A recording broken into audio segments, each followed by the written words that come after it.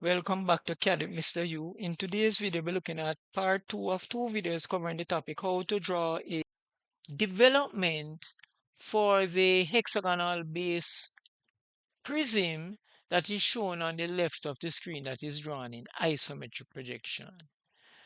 We aim to become your favorite AutoCAD resource online, and we thank you for joining us. We'll be starting the video now.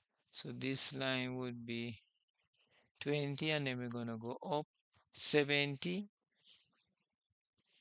enter.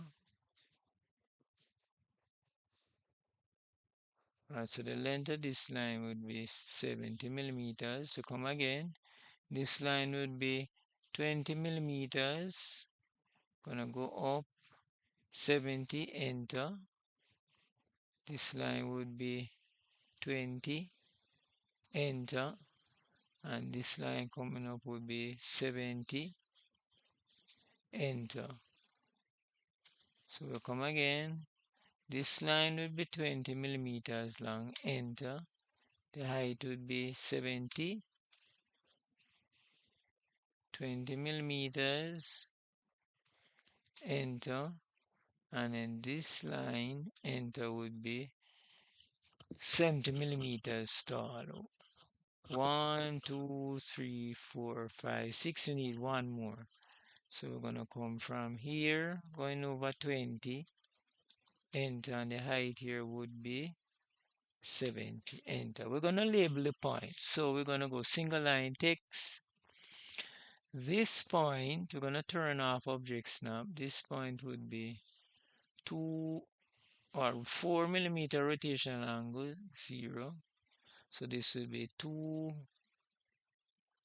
3, 4, 5, 6, and it's gonna go back to 1. All right, enter. So we're gonna draw the outline for the development. All right, so we're going to outline. We're gonna go line. We're gonna draw. We're gonna turn on objects now. I'm gonna draw from here to there to there to there, enter, enter to get the last command. These will be the lines that are needed to complete the end elevation, the development, sir. Enter, enter, enter, enter. What we're gonna do, we're gonna go change our layer to the 0 layer. We're gonna label this. Gonna turn off ortho. So this would be development. Good job. All right, the next thing that we can do, we can put the lid and the base on the development, which would be like the covers, right? So we're gonna choose right here. So we're gonna go. All right, so we're gonna go line. This point, the length of the line will be 20 millimeters, and the angle would be 60 degrees. Enter. Then the length of this line would be 20 millimeters, and the angle would be 120 degrees. Enter. We're going to turn on ortho. The length of this side would be 20 millimeters. Enter. Alright, so this is coming down 60 to 40. So we're going to draw a line from here. Coming down, the length of the line is 20 millimeters and the angle is 240. Enter. Then we're going to come down with this line. It would be 20 millimeters and the angle would be 300. Enter. All right. So this would be the lid. So we can label it like this. This would be the lid. LID. Alright, so we need to put this on the 0 layer. Good. We're gonna draw the base down here also. Alright, so we're gonna go we're on our outline, so we're gonna go from here coming down a bit 20 millimeters, and the angle would be 240. Then we're going to come down, this will be 20 millimeters of the length, and the angle would be 300. Enter. We're going to turn on ortho, and this line going across will be 20 millimeters. Enter. This line will be going to turn off ortho. This line will be 20 millimeters, and the angle will be 60 degrees. Enter.